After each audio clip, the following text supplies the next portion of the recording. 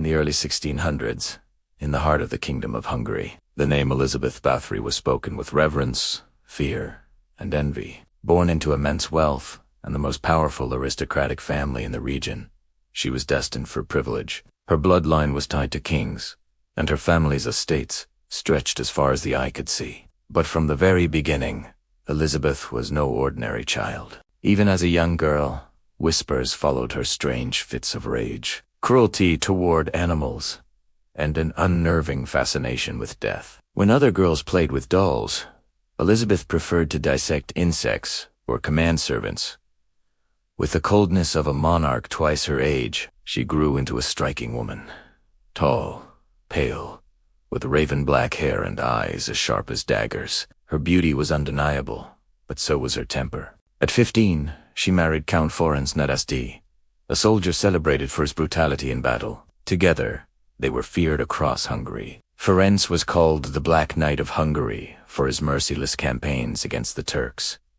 Elizabeth, however, would soon surpass even her husband's cruelty. Ferenc was often away at war, leaving Elizabeth to manage their vast castle in Cactus. The peasants who worked the land grew fearful of her. She was quick to anger, and her punishments were severe slaps that turned to beatings that turned to torture. But something within Elizabeth began to change. Age crept upon her, and with it came a dread she could not shake. Every wrinkle, every faint line on her face filled her with horror. She was obsessed with youth, desperate to preserve her beauty. One day, a servant girl brushed her hair too roughly. Enraged, Elizabeth struck her so hard that blood splattered onto her skin. As she wiped it away, she thought perhaps, imagined that her flesh looked smoother, fresher. The seed of a terrible belief was planted.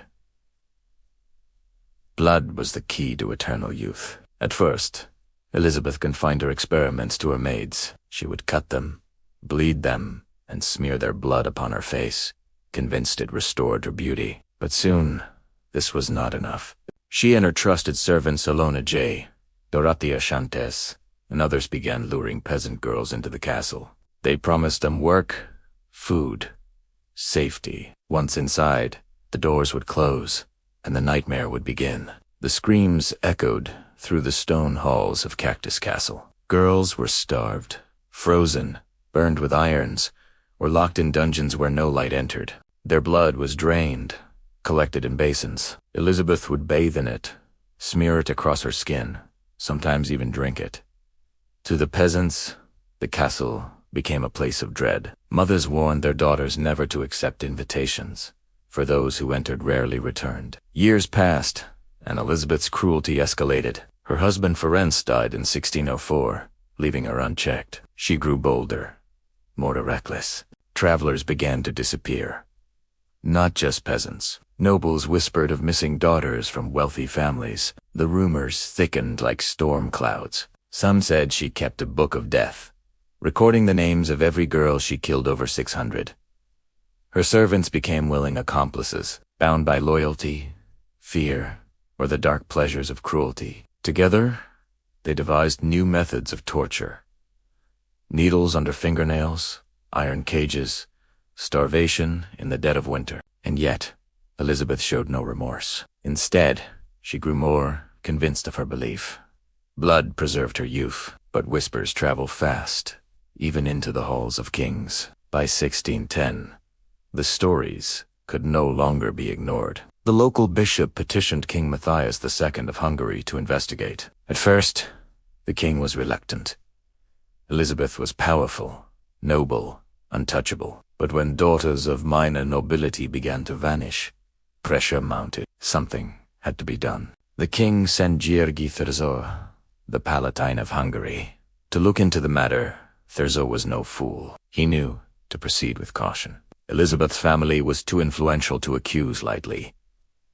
He began gathering testimonies, peasants, servants. The accounts were horrifying, but still, he needed proof. One winter night in 1610, Thurzó and his men rode to Cactus Castle under the cover of darkness. The snow crunched beneath their horses' hooves, and the air was sharp with frost. As they approached, Tay heard the faintest echo of a scream. Inside the castle, the truth revealed itself in grotesque detail. They found bodies mutilated. Others still warm. Girls hung from hooks, their throats slit. The stench of blood was overwhelming. In the dungeon, prisoners half alive, starved begged for rescue. And in the center of it all stood Elizabeth Báthory, composed, as though she had been expecting them. Her dress was splattered with red, her hands stained. When confronted, she did not beg, did not deny. Instead, she sneered, as though the men who entered her castle were Elizabeth was arrested, but her noble status spared her the public execution her servants faced. Ilona, Dorothea, and the others were tortured and burned at the stake, their screams filling the winter air. Elizabeth herself was sentenced to a fate perhaps worse than death. She was sealed inside her own castle. The windows were bricked shut, the doors barred. Only a small opening remained, through which food was passed. She spent 4 years in isolation, pacing the dark holes of her own mind. Some say she spoke to shadows,